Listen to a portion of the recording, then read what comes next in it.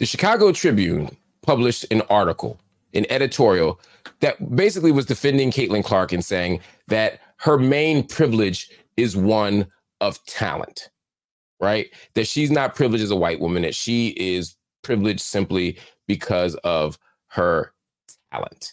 And look, that's fine. If you want to have that conversation, that's fine.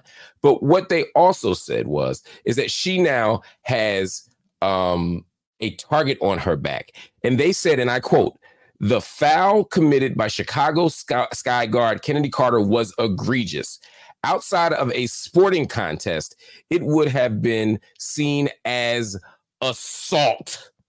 Even within a sporting context, it was bad." They said that outside of a sporting context, her act, Kennedy Carter's foul, would have been an assault. Do you see what they are beginning to do here? They are beginning to frame the women in the WNBA as literal criminals against Caitlin Clark.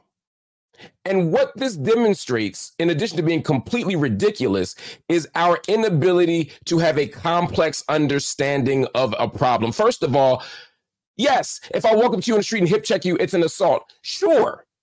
So what? If I tackle you outside of a football field, it's an assault. If I hand check you playing perimeter defense outside, or hip check you outside of a basketball court playing perimeter defense, guess what? That's sexual assault. Do you get what I'm saying? Like, if I smack you on the butt after hitting a home run, that's great. But if I smack you on the butt while riding the subway, it's a crime. A whole lot of shit that happens in sports is illegal outside of the baseball, basketball, football, hockey domain.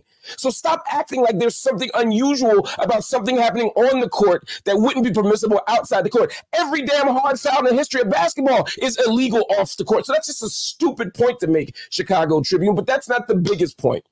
The biggest point here is that you all don't seem to have an ability to have a complicated conversation about race and gender in the WNBA or anywhere else in the world. Editorials like the one in the Chicago Tribune, conversations like the ones we've been seeing on ESPN, insist on making Caitlin Clark a vulnerable victim.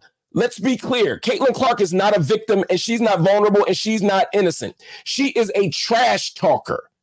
She plays basketball like all of us grew up playing basketball, talking crazy. She's hitting you with hezzy, throwing 35-foot threes up, and she's talking crazy to you the whole time. Remember the face thing she did to Angel Reese the year before they lost to USC when they lost to LSU in the final? Caitlin was the one who started this. Angel just finished it when LSU beat them. She ain't vulnerable. Every single play, she's talking to the ref. Call an effing foul. Call a stupid foul. She stalks refs. She talks crazy. She throws elbows. She plays dirty. And you know what? I love it. That's the kind of basketball I like. That's why I loved Larry Bird. That's why I loved Isaiah Thomas. So you don't think I'm talking about race. That's why I loved Chris Paul. That's why I love Dawn Staley, because they play hard and they play tough. She's not a victim. Is she getting some extra sauce on her fouls? Yes. Was that foul Kennedy Carter did wrong? Absolutely. It was a non-basketball play. Unacceptable. Did she go too far? Yes. But that's how Kennedy Carter plays basketball. She didn't just target this vulnerable white woman in the forest who was planting flowers. She did it against somebody who had just hit her physically the play before. Again, Kennedy Carter was wrong, but Caitlin ain't no victim. You have to be able to look at white women outside the lens of victimhood. But it's just like when white women go missing on the news. It's just like when white women have the smallest inconvenience and they start crying and they use police as their personal customer service agent. We got to get off that, and we got to stop looking at black women as aggressors.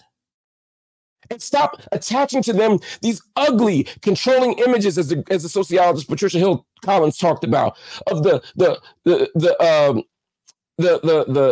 do you call it? The sapphire, the emasculator, the angry baby mama,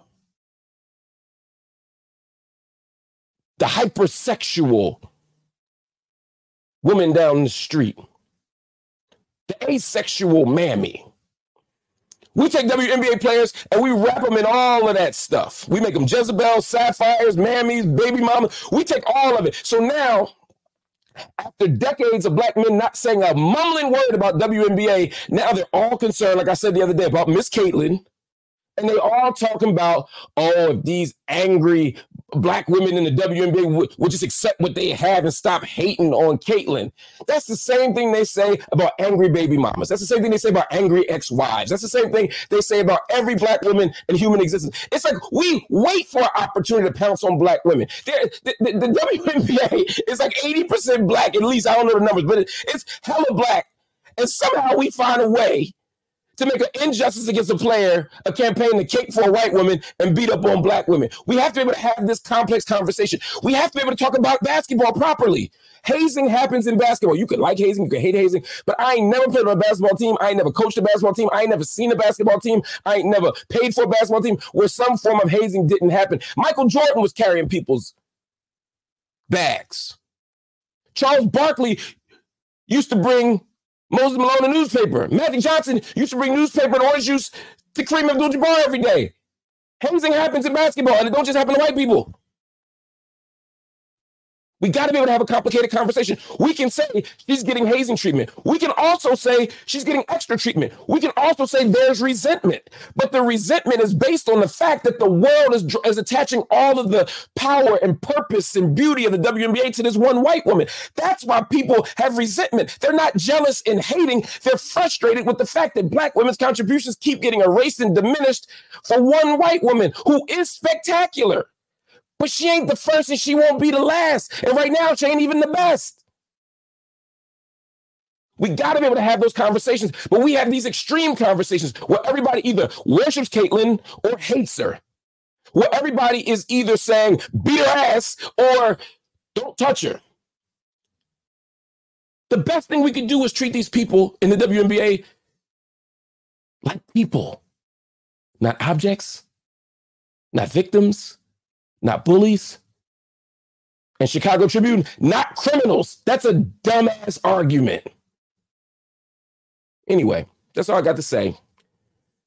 Hopefully, we can stop talking about Caitlin Clark for like 5 minutes and keep talking about the WNBA and do it with the nuance and care that it deserves.